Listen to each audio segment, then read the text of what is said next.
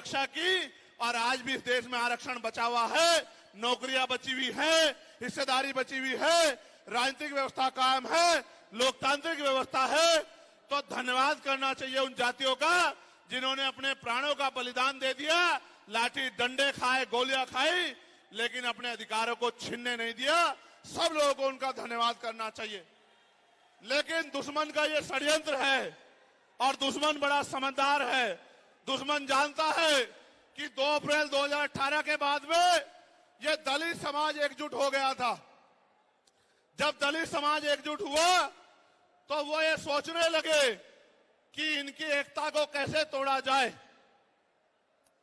आप और मैं जानते हैं, जब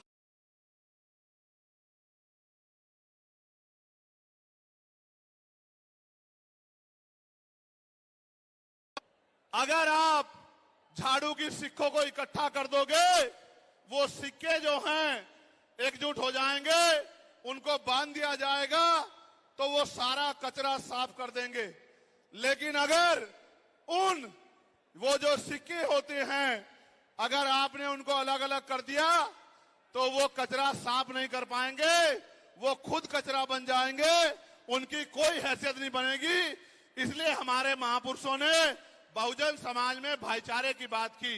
और आप महसूस करो, बाबा साहब अंबेडकर ने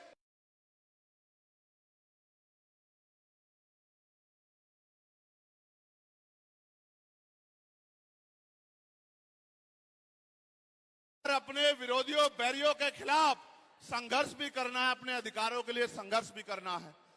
मैं जब देश के बाहर गया तो मैंने देखा कि वो लोग तरक्की कर रहे हैं, उनकी जिंदगी खुशहाल है, उनकी जिंदगी अच्छी बन रही है। लेकिन उनकी जिंदगी तो अच्छी बन रही है, लेकिन 75 साल की आजादी के बाद आज भी भारत में 80% लोग ऐसे हैं जो रोटी कपड़ा मकान से वंचित हैं, जिनको इज्जत की जिंदगी नहीं मिल रही। तो मैं ये देख रहा था, मुझे बड़ी खुशी हो रही थी। लेकिन जब मैं भारत की तरफ देखता हूं तो बड़ी निराशा हाथ लगती है। फिर ये महसूस करता हूं कि आज जो कुछ हमारे पास है वो हमारे महान पुरुषों की संघर्ष की वजह से है। अगर हमारे महान पुरुष संघर्ष नहीं करते तो जो आज हमें मिला है ये भी हमें किसी कीमत पे नहीं मिलता। आप जानते हैं, हमेशा आरक्षण के खिलाफ चाहे सुप्रीम कोर्ट हो या मनुवादी दल हो, सब लोगों ने आरक्षण को समाप्त करवाने के लिए एड़ी चोटी के जोर लगा दिए। और इसका सबसे बड़ा हमला इस पे कब हुआ, जब 10% ईडब्ल्यूएस लागू हुआ। मुझे माफी चाहते हुए कहना है कि हमारे दलों ने भी हाथ उठा के, जो हमारे पूर्व के दल थे, उनका समर्थन किया, जबकि वो आरक्षण पे सबसे बड़ा हमला था। अगर उसी दिन हम लोगों ने सड़कों पे निकल के अपनी आवाज को उठाया होता तो किसी की मां ने दूध नहीं पिलाया होता कि वो दोबारा आरक्षण पे हमला करने के बारे में सोच लेता। ये भाजपा के लोग जो सत्ता में बैठे हैं, इन्होंने वोट तो आपसे हमसे ली धर्म के नाम पे, भाईचारे के नाम पे, लेकिन सत्ता में आके ये लोग अपने लोगों का काम करने लगे, अपने महापुरुषों की विचारधारा को आगे बढ़ाने लगे और हम लोग रोटी रोटी के लिए मोहताज लोग, जुल्म जाति के शिकार लोग परेशानी की जिंदगी जीने लगे। मैं चाहता हूं कि जो जिंदगी हमारे लोग ऑस्ट्रेलिया में जी रहे हैं, ऑस्ट्रिया में जी रहे हैं, इटली में जी रहे हैं, यूरोप में जी रहे हैं, पूरे अमेरिका में जी रहे हैं, कनाडा में जी रहे हैं, इंग्लैंड में जी रहे हैं, ऐसी जिंदगी की व्यवस्था भारत में भी हो। लेकिन ये तभी संभव है जब राजनीतिक शक्ति हमारे पास हो। अगर राजनीतिक शक्ति भाजपा और कांग्रेस के पास रहेगी तो हम लोग इज्जत की जिंदगी इस देश में नहीं जी सकते। इस बात को आप लोग मेरी ध्यान रखना।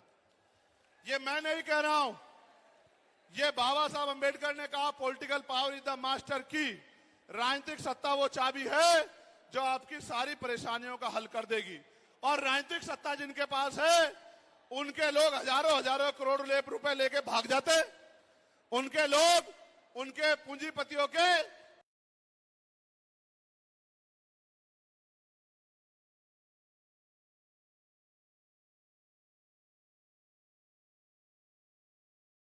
लिख के आपको जेल भेजने का काम सरकार कर देगी और आपके घर की कुर्की भी करा देगी।